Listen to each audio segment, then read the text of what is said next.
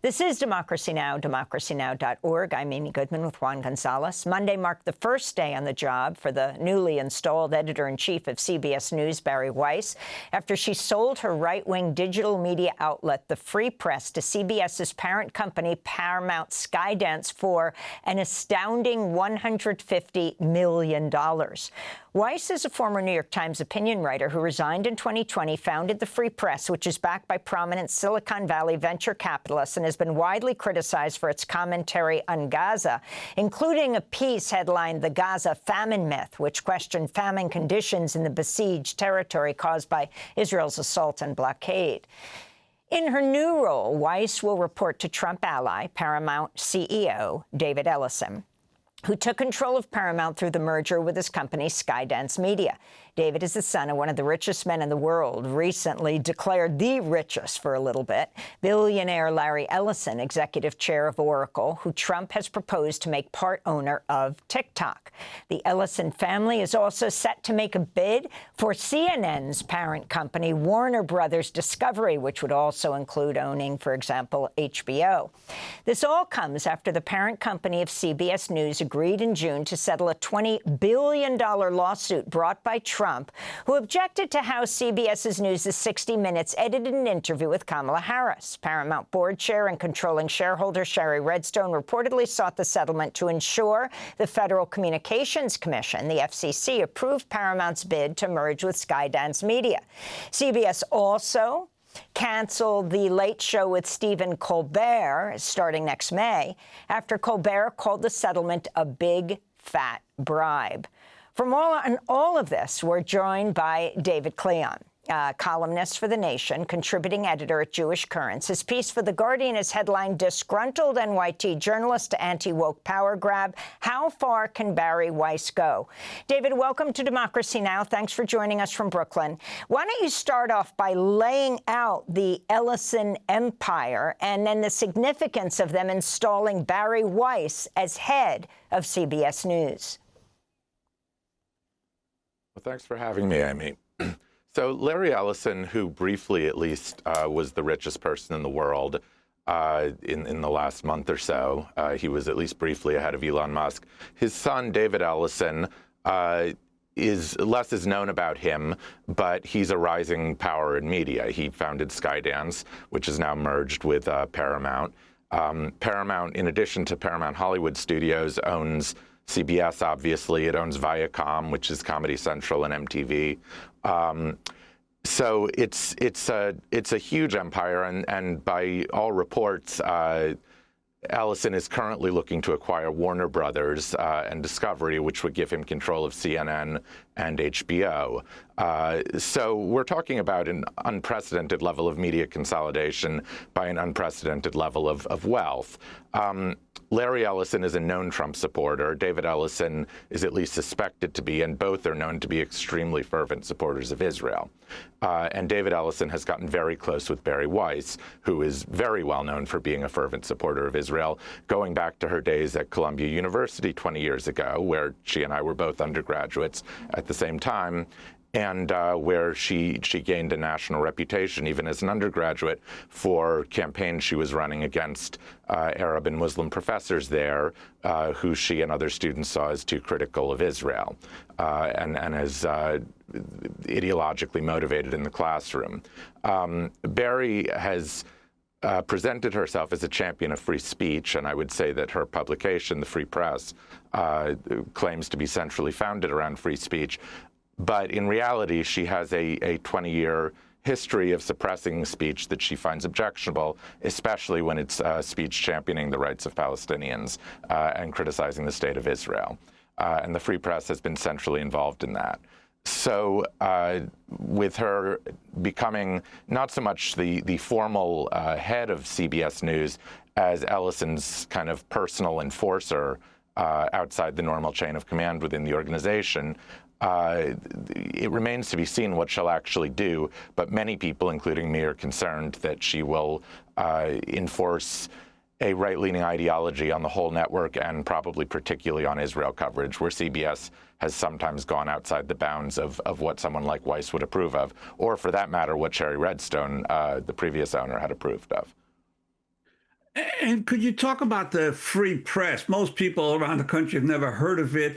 Is it worth anywhere near $150 million that are being that Skydance is paying for it? 150 million, I think almost anyone would agree, is a very, very steep valuation. The Free Press was founded as a Substack called Common Sense by Bari Weiss and her wife Nellie Bowles and her sister Susie Weiss in, I believe, 2021, the year after Weiss resigned from the New York Times after the forced resignation of opinion editor James Bennett, which media-savvy people may recall was over an op-ed that Bennett published by Senator Tom Cotton calling for military force against Black Lives Matter demonstrators. Weiss left in a public resignation letter saying that the Times was censorious and a hostile work environment, and she created the Common Sense initially as a place to sort of run letters by, disgruntled private school parents about their kids' curriculums and stuff like that. But very quickly it became, it attracted support from venture capitalists like Mark Andreessen and David Sachs in Silicon Valley, who are open Trump supporters. And it was rebranded as the Free Press, and it attracted a staff of, I believe, something like 40 or 50 people now. So that's a real publication. Publicly, it's supposed to have around 170,000 paid subscribers and nearly 10 times that many total subscribers. So, almost 90% of them are free, which is a pretty typical ratio, I think, for Substack-based media. And there are other Substack-based media companies like Zatea or The Bulwark that are very ideologically different from Weiss's. But the Free Press has been, I think, incredibly successful, but 150 million valuation is something else. People have run the numbers, and it's highly unlikely that the site's organic subscriber base could justify that.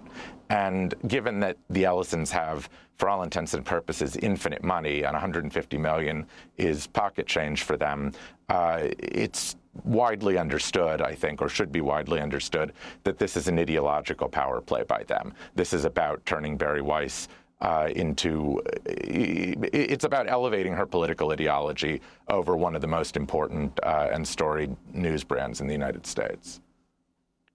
And of course, you're talking about a news organization that had such luminaries of the media as Walter Cronkite, Mike Wallace, Edward R. Murrow, Fred Friendly. What's your sense of what the reporters in CBS are thinking these days?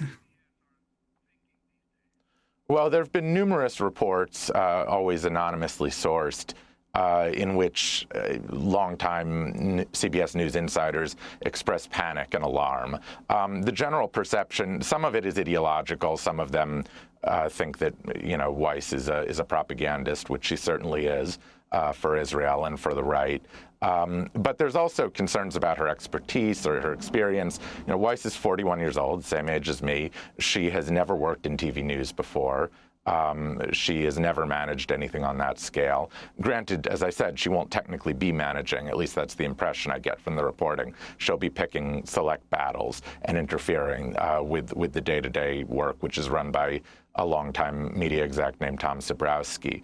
But I think that there's a lot of panic at CBS. Now, a lot of that panic is also driven by, the fact that there's a new owner, there's a merger, and basically everyone expects mass layoffs. TV news in general is in decline and mostly depends on older audiences, and CBS is no exception.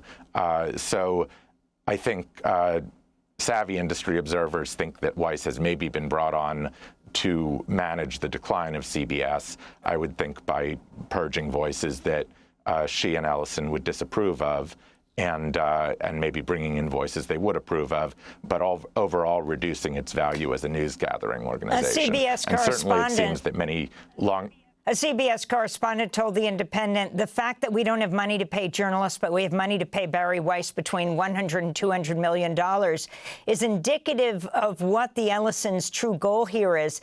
and it's not journalism. And this goes to David Cleon, if you can wrap up with this.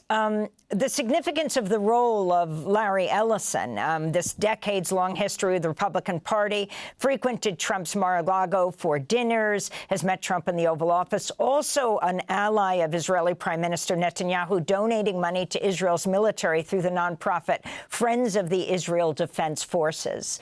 Can you summarize the significance of this as we wrap? Well, I think that it has to be taken as of a piece with a general right-wing consolidation over media right now.